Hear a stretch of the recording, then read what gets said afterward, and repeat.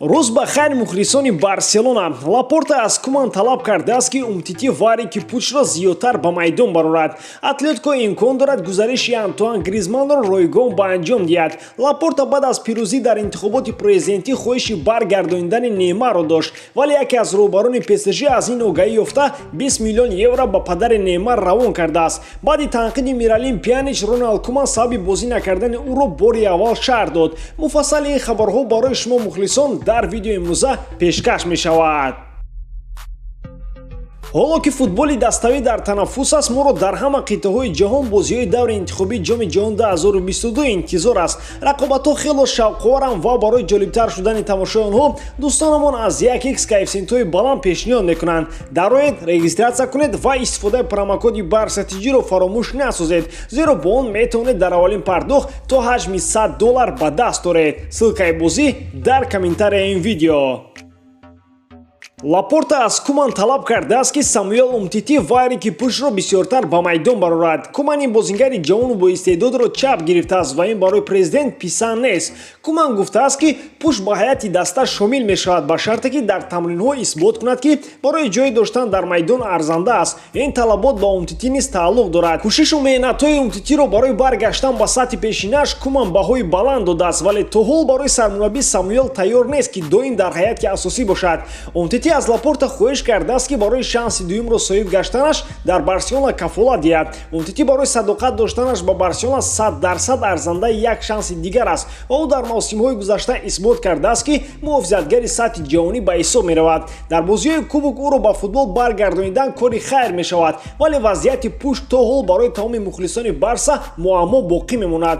ҳамаи мухлисони Барса ки як зарра аз футбол бохабаранд, хостори бозӣ кардани пуч ҳастанд. Куман бояд ба назар гирад ки футбол аввалин дараҷа барои мухлисон аст ва агар мухлисон аз ту розӣ набошанд, ягон унвону натиҷа дигар маъное надорад. пуч ҳатман бояд ки ба майдон ояд, зеро тамоми мухлисон аз Куман ҳаминро интизоранд.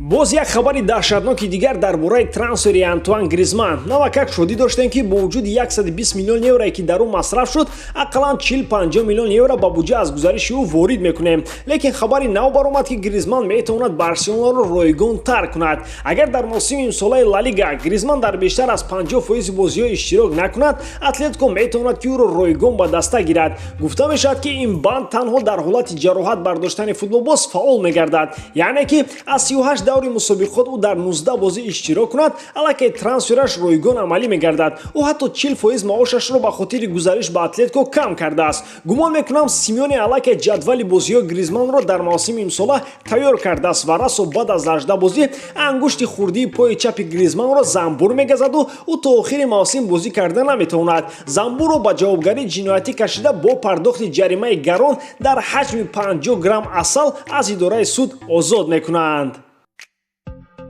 Лапорта баъд аз президент шуданаш ду намояндаи худро ба Париж назди Неймар барои музокирот оид ба бозгашти футболбози Бразилия равон карда буд. дар рафти суҳбат Неймар иқрор кардааст ки сахт хоҳиши ба Барса баргаштанро дорад. мусоҳиба баъд аз он қатъ гардид ки яке аз роҳбарони ПСЖ аз ин мавзӯъ хабардор шуда ба суратҳисоби падари Неймар 20 миллион евро гузаронидааст. баъзе бозингарони ҷавонӣ ки солҳои тӯлонӣ дар дастаҳои абарқудрат бозӣ мекунанд, маоши падари Неймарро дар хоб мебинанд. Лапорта агар 4 бори дигар ду намояндаашро ба Париж равон кунад, падари Неймар Барселонаро бо президенташ мехарад.